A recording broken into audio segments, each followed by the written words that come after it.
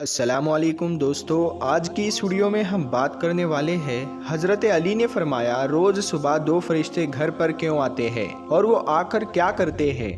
ساتھ ہی ساتھ دوستو ہم آپ کو بتانے والے ہیں ایک ایسا واقعہ جس واقعے میں دلہن کا انتقال ہو گیا، یعنی اپنی شادی والے دن ہی دلہن جو سسرال میں جانی تھی وہ قبر میں پہنچ گئی۔ اس کے ساتھ ساتھ دوستو ہم آپ کو بتائیں گے ان 15 گھروں کے بارے میں جن گھروں میں غریبی ہی غریبی آتی ہے، تنگ دستی ہی تنگ دستی آتی ہے۔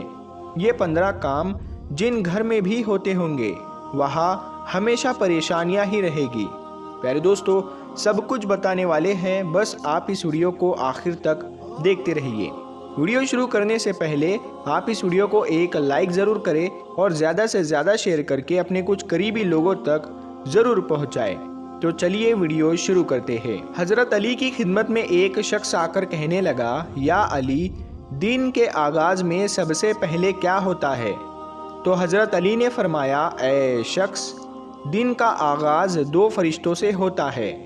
ایک فرشتہ گھر گھر جا کر دعا کرتا ہے اور دوسرا فرشتہ گھر گھر جا کر التجا کرتا ہے۔ تو وہ شخص کہنے لگا، یا علی، کس بات کے لیے فرشتہ دعا کرتا ہے اور کس بات کے لیے التجا؟ تو حضرت علی نے فرمایا، میں نے اللہ کے رسول صلی اللہ تعالی علیہ وسلم سے سنا کہ صبح سے پہلے 2 فرشتے زمین پر آتے ہیں اور گھر گھر جا کر دیکھتے ہیں جس گھر میں کوئی ایسا بندہ ہوتا ہے جو اللہ کی مخلوق پر خرچ کرتا ہے، اپنے عزیز و اقارب پر خرچ کرتا ہے، اپنے گھر والوں کی ضرورتوں کو اپنا فرض سمجھتا ہے، تو ایک فرشتہ اللہ کے دربار میں دعا کرتا ہے کہ اے اللہ، اس کے ہاتھ کو کبھی تنگ مت کرنا، اس کی نعمتوں کو بڑھاتے رہنا تاکہ یہ ایسے ہی اپنے عزیز و اقارب اور گھر والوں پر خرچ کر سکے۔ اور دوسرا فرشتہ ڈھونڈتا ہے کہ کہیں کوئی گھر ایسا تو نہیں جس گھر میں کوئی ایسا شخص ہو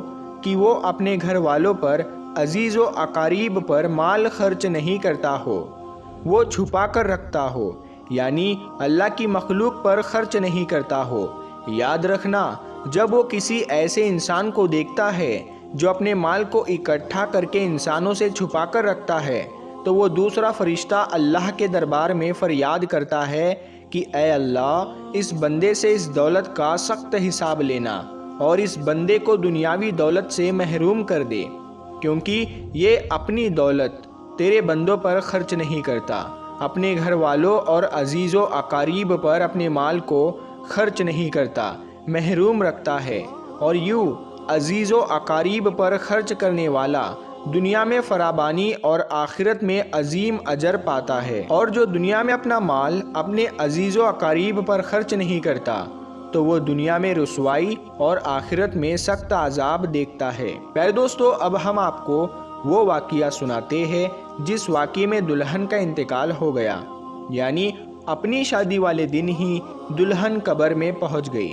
دوستو یہ واقعہ سعودی عرب کا ہے۔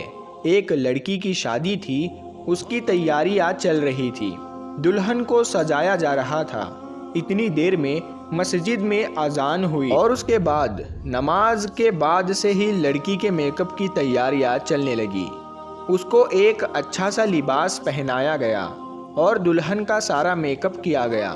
اتنی دیر میں عشاء کی اذان ہو گئی۔ جیسے ہی اس لڑکی کے کانوں میں اذان کی آواز آئی تو اس نے سوچا کہ نماز پڑھ لوں، اور اٹھی وضو کرنے کے لیے جانے لگی۔ جیسے ہی وہ وضو کرنے کے لیے چلی تو اس کی ماں نے دیکھا اور پوچھا، بیٹی کہاں جا رہی ہو؟ تو دلہن نے جواب دیا کہ امی، میں وضو کرنے کے لیے جا رہی ہوں، اذان ہو چکی ہے، نماز کا وقت ہو رہا ہے۔ لڑکی کی ماں نے کہا کہ کہیں تم پاگل تو نہیں ہو گئی ہو؟ نیچے سارے مہمان بیٹھے ہیں، تمہارا انتظار کر رہے ہیں، تم وضو کرو گی تمہارا میک اپ خراب ہو جائے گا، تم پھر اچھی نہیں دکھو گی، سب لوگ تمہارے بارے میں کیا سوچیں گے؟ اس دلہن نے کہا کہ امی، لوگ کیا کہیں گے مجھے نہیں پتا، مجھے اپنے رب کو راضی کرنا ہے۔ اتنا کہہ کر لڑکی وضو کے لیے چلی گئی۔ اس نے وضو کیا اور نماز کے لیے جانے لگی۔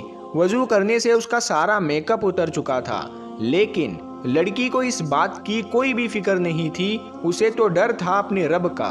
لڑکی نماز پڑھنے کے لیے کھڑی ہو گئی اور نماز ادا کرنے لگی۔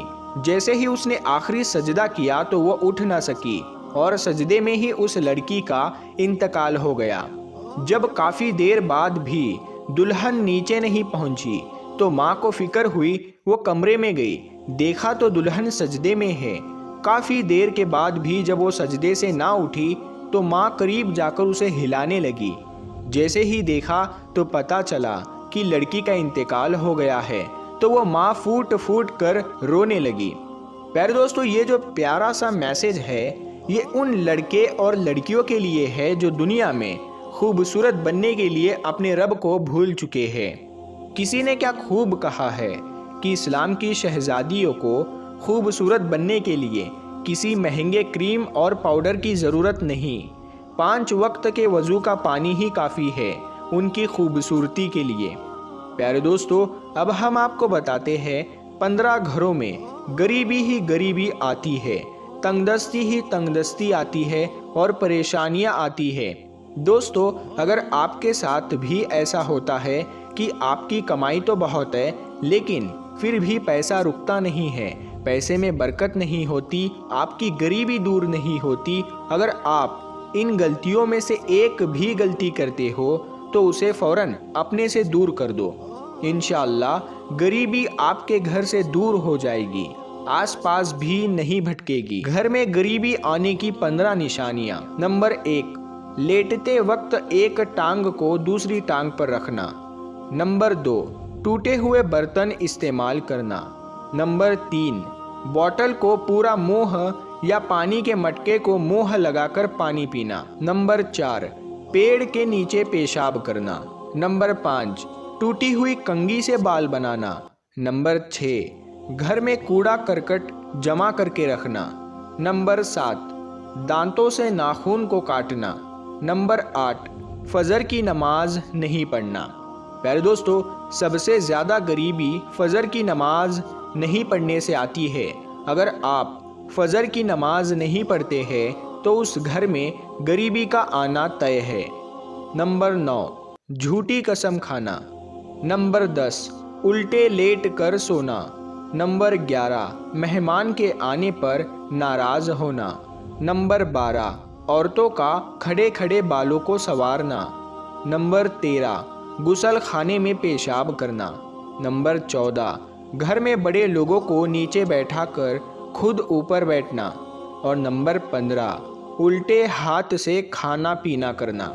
प्यारे दोस्तों, ये थे वो 15 काम जिनको करने से घर में गरीबी बनी रहती है और उस घर में गरीबी का आना तय होता है।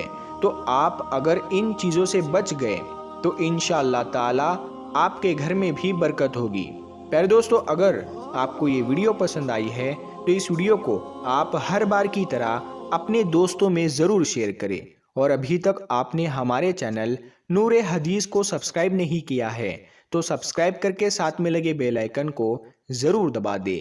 हम मिलते हैं फिर एक नई वीडियो के साथ में, तब तक के लिए अस्सलामु अलैकुम, अल्लाह हाफिज़।